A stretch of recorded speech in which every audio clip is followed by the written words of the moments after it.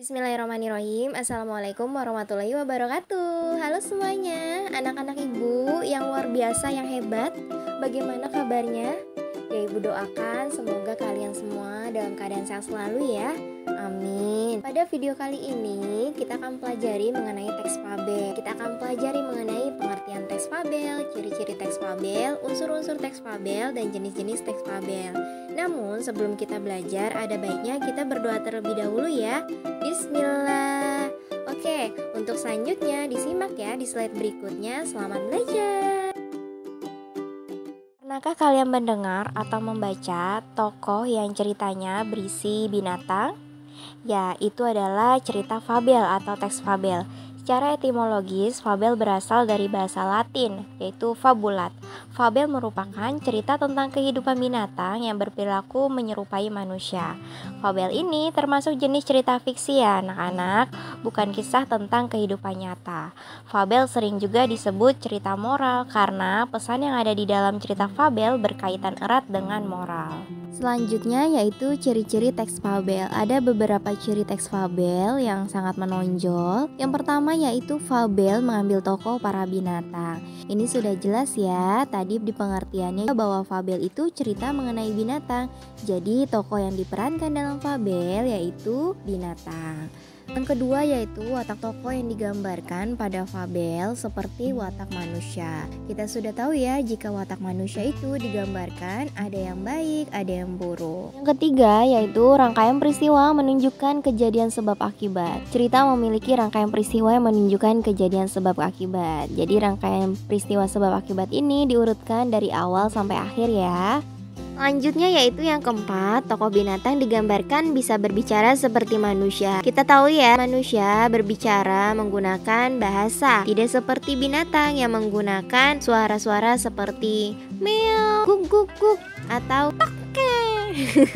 Dalam fabel ini binatangnya bisa berbicara layaknya manusia. Yang kelima yaitu bahasa yang digunakan. Yang pertama ada kalimat naratif atau peristiwa. Kalimat naratif merupakan karangan cerita yang menyajikan urutan peristiwa sesuai urutan waktu. Contoh dari kalimat naratif yaitu katak mendatangi ikan yang sedang kehujanan. Ayo, kenapa itu bisa jadi kalimat naratif? Ya, karena dalam kalimat tersebut menceritakan kisah atau peristiwa katak mendatangi ikan yang sedang kehujanan.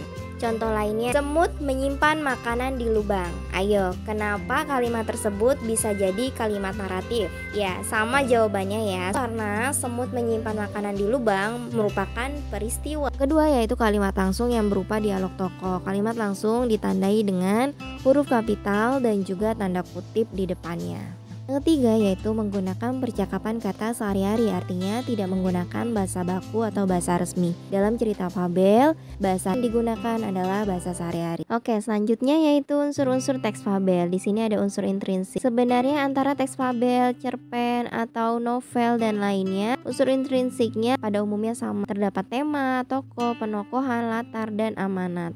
Namun di sini Ibu jelaskan secara singkat ya. Tema merupakan gagasan yang mendasari cerita. Tema ini bisa ditemukan ketika kita membaca fabel tersebut atau ketika kita membaca kalimat kunci yang diungkapkan oleh tokoh atau ketika menyimpulkan keseluruhan peristiwa sebab akibat pada fabel. Lalu ada tokoh. Nah, tokoh ini merupakan orang atau hewan yang diceritakan pada fabel yang menjadi pelaku dalam cerita tersebut. Tokoh bisa protagonis, antagonis, tokoh utama atau tokoh pembantu. Selanjutnya yaitu penokohan. Nah, penokohan ini merupakan pemberian karakter pada tokoh. Karakter bisa bersifat tadi ya, sudah disebutkan pada tokoh, bisa bersifat protagonis yang disukai atau antagonis yang tidak disukai. Lalu yang keempat, latar. Pasti sudah tahu semua ya, latar itu terdiri dari 3 bagian, yaitu latar tempat, latar waktu, dan latar suasana. Latar adalah tempat atau waktu kejadian cerita dalam cerpen tersebut. Yang kelima yaitu amanat. Amanat merupakan pesan yang disampaikan penulis secara tidak langsung kepada pembacanya. Amanat disimpulkan dari sikap penulis terhadap permasalahan yang diangkat pada cerita. Baik anak-anak, selanjutnya yaitu jenis-jenis teks fabel. Di sini ada 3 bagian. Yang pertama yaitu fabel berdasarkan watak dan latar. Yang kedua fabel berdasarkan kemunculan pesan. Dan yang ketiga yaitu fabel dilihat dari waktu kemunculannya. Ibu akan menjelaskan bagian pertama dulu ya. Pertama yaitu fabel berdasarkan watak dan latar. Sesuai dengan namanya ceritanya ya.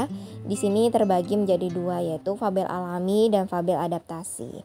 Fabel alami. Nah, jenis fabel ini merupakan cerita tentang binatang yang memiliki karakter yang sama dengan karakter aslinya di dunia nyata.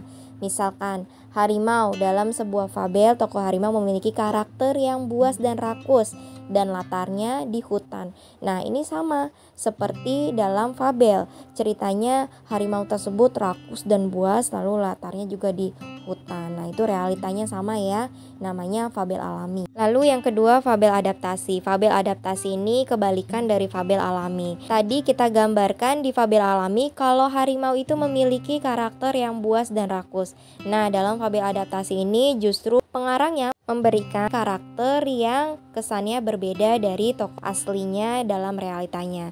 Misal, sosok harimau ini notabene rakus dan buas kan? Di dalam cerita fabel tersebut diubah menjadi sosok yang baik hati dan suka menolong. Yang kedua yaitu fabel berdasarkan kemunculan pesan. Di sini juga terbagi menjadi dua, yaitu pertama fabel dengan koda dan yang kedua fabel tanpa koda. Dalam struktur teks fabel terdapat koda, yaitu bagian akhir dalam sebuah cerita. Nah, di sini ada dua bagian ya, fabel dengan koda dan fabel tanpa koda. Fabel dengan koda merupakan fabel yang memunculkan koda atau pesan pengarang secara di akhir cerita. Nah, fabel tanpa koda sebaliknya merupakan fabel yang tidak memunculkan koda secara eksplisit di akhir cerita. Apakah kamu pernah mendengar fabel mengenai kancil dan buaya, gagak dan elang, kerbau dan burung, atau semut dan belalang?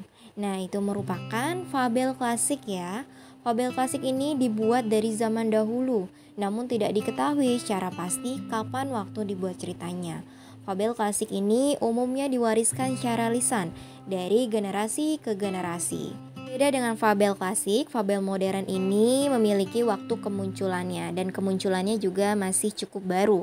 Biasanya pada fabel modern, pembuat dongeng atau penulisnya merupakan ekspresi dari seorang penulis tersebut. Dia membuat fabel dengan gaya kesastraan si penulisnya. Baik anak-anak, cukup sekian pembelajaran kita kali ini. Kita tutup dengan doa ya. Subhanakallahumma bihamdika asyhadu alla ilaha illa anta astaghfiruka wa atubu ilaik. Jangan lupa jaga selalu protokol kesehatan dan semoga selalu bahagia. Dan untuk mendukung video pembelajaran Ibu serta Ibu semangat bikin video pembelajarannya, subscribe, like, dan share ya ke teman-teman kalian. Terima kasih. Wassalamualaikum warahmatullahi wabarakatuh. Dah.